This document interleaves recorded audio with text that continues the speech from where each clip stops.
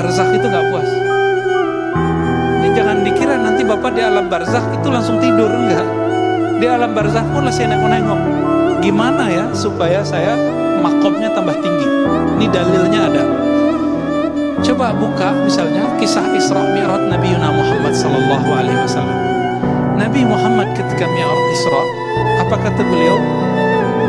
Aku melihat kepada kuburan Nabi Musa. Jadi Nabi Muhammad melihat ke kuburan Nabi Musa.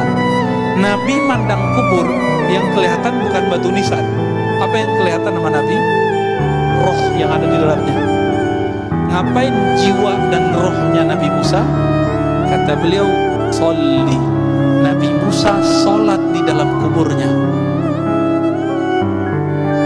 Ini hadis Sahih Bukhari, Pak. Yusolli fi qabri, ya. Nabi Musa sholat di dalam kubur. Saya mau tanya nih Bapak sama Allah, Nabi Musa kalau sholat dalam kubur itu cari pahala atau cari supaya makomnya naik, ma'rifatnya naik? Cari pahala nggak?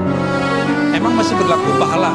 Kan kullu idza mata ibnu Adam inqata 'amalu. Jika anak Adam meninggal, maka semua amalan dia terhenti, nggak bisa lagi, Pak. Terus sholat apa itu? Maka Syekh Al-Habib Zain itu di kitabnya Bahjatul Talibin mengatakan, ibadahnya orang-orang yang sudah dimasuk ke alam kuburan itu bukan ibadah mencari pahala. Mencari pahala itu menggugurkan kewajiban, disebut dengan taklif.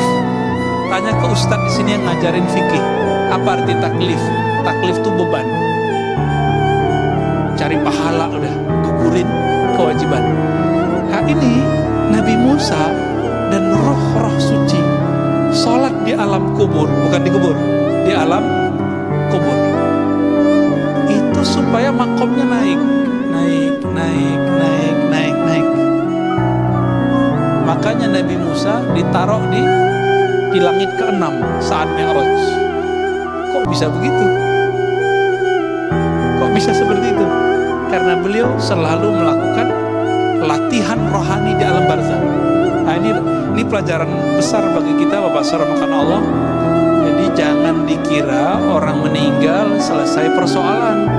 Persoalannya dengan tubuh ini selesai, tapi dengan jiwanya belum selesai. Tolong dibagi ya. Ada tubuh ini, jasad, ada jiwa, ada akal, ada ruh. Coba diulang, Pak. Satu, jasad nih yang butuhnya makan, butuhnya tidur, butuhnya syahwat. Nah ini nih tubuh ini. Yang kedua, jiwa. Yang ego kan di situ, Pak. Nggak mau dengerin orang, maunya didengerin terus. Iya kan? Nggak mau diceramain orang, mau ceramain terus. Nah ini untuk saya ngomong, Pak. Karena saya banyak ceramah. Nafsiyah itu apa? Ngerasa dirinya lebih dari orang. Mandang orang, wah itu gak ada apa-apanya, gue lebih. Ada perasaan begitu. Nah itu nafsiyah namanya. Ya. Merasa ibadah orang samping gak bener. Nah ini nafsiyahnya main tuh. Jadi juri lagi sholat. Hati-hati, Pak. Imamnya bagus, bagus. Imamnya jelek, langsung protes.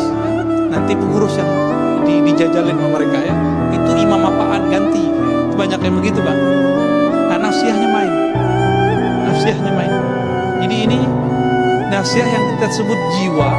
Jiwa inilah sentral dari hidup kita di sini, di bumi ini.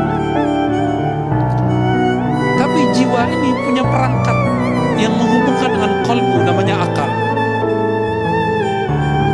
Akal ini bertahan, Pak. Nanti ketika kita meninggal, akal ini bisa dikembalikan ke qalbu. Nah, qalbu itulah nanti yang menjawab. Masuk ke dalam kubur, ini berulang-ulang kita sampaikan di banyak tempat. Pertanyaannya apa? Masuk kubur. Kamu S1 atau S2? Gitu gak? Sholatmu 1000 rakaat, kamu tahajud gak? Begitu gak? Ada pertanyaan gitu gak, Pak? Nggak ada. Pertanyaan mungkar nakir apa? Mau iman imam masjid yang masuk kubur, mau jamaah yang masuk kubur, mau preman, mau siapa masuk kubur, pertanyaannya sama. Man Rob buka, siapa Robmu? Itu password tuh, lagi nanya, kamu tahu nggak jalan pulang? Itu maksudnya. Gak bisa dihafalin Pak, coba dihafalin. Siapa Tuhanmu? Jawabannya apa? Allah. Coba aja, nanti coba hidup susah atau hidup senang. Orang banyak hidup susah kembali ke Allah, tapi hidup senang lupa sama Allah, itu lebih banyak. Benar gak? Ya? Jadi kita dikasih mainan enak, lupa. Dikasih mainan susah, ya ngomel-ngomel kepada Allah, ya. Tapi sholatnya nambah gitu. Bagaimana orang begini kalau masuk ke kubur bisa jawab Rabbku Allah? Gak mungkin, gak mungkin. Itu sebabnya kita kasih tahu di akhir zaman ini, jangan mengandalkan sholat banyak, belum tentu diterima. Jangan ngandelin banyak baca Quran, belum tentu diterima. Tetaplah sholat, tetaplah baca Quran, tapi jangan berlagu sama amalan itu. Masih ingat Nabi ngomong apa? Kamu masuk surga bukan karena amalmu, masih tahu ya? Hadis Bukhari. Terus apa kata Nabi? Aku pun masuk surga bukan dengan amalku, tapi dengan rahmat Allah. Rahmat Allah itulah kunci dari ma'rifatullah. Kalau ada murid di kelas, ada yang guru kan nih? Kalau ada murid di kelas, dia agak bandel dikit, tapi cerdas Pak. Agak nyeleneh dikit, cerdas. Itu disayangi guru nggak? Disayangi guru walaupun dia nyeleneh dikit. Tapi ada yang rajin, diem aja, ditanya diem, disuruh ke depan nggak mau, nggak dikenal Pak sama guru. Itu baru di dunia, apalagi di akhirat. Maka orang rajin ibadah, kalau dia nggak tahu tujuan ibadahnya, yang capek nanti nafsiyahnya, jiwanya ini. Jadi Bapak salamkan Allah melanjutkan kalimatnya, irji'i ila rabbiki radiyatan mardiyah fadkhuli fi ibadi. Maka bergabunglah kamu, joinlah kamu dengan hamba-hambaku, budak-budakku, kekasih-kekasihku. Itu siapa kekasih-kekasih Allah? Jika orang ini sudah bergabung dengan kekasih Allah di dunia, nanti ketika masuk alam barzah dipertemukan dengan mereka. Jadi jangan dikira masuk alam barzah ya kita sendiri-sendiri doang, belum tentu. Jika dia ahlullah, kekasih Allah, nanti dia dikumpulkan dengan orang-orang yang hebat, ya, VIP namanya. Irji'i ila rabbiki radiyatan mardiyah fadkhuli fi ibadi wadkhuli jannati. Kalau sudah begitu baru bisa masuk surga. Dan maka Nabi mengatakan, idza marartum bi riyadil jannah, jika kamu mampir ke kebun-kebun surga, farta'au, maka petiklah. Lalu sahabat bertanya, wahai Rasulullah, apakah itu kebun surga? Lalu Nabi menjawab, hilaqud dzikr, lingkaran-lingkaran zikir. Lingkaran zikir ini artinya dua. Satu, beneran zikir.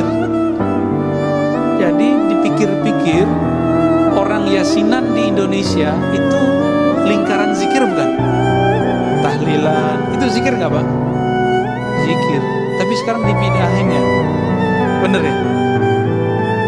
Orang ini paham gak sih yang membidahkan? Bahwa taman surga salah satunya baca yasinan berjamaah, al-mulk berjamaah, zikir berjamaah.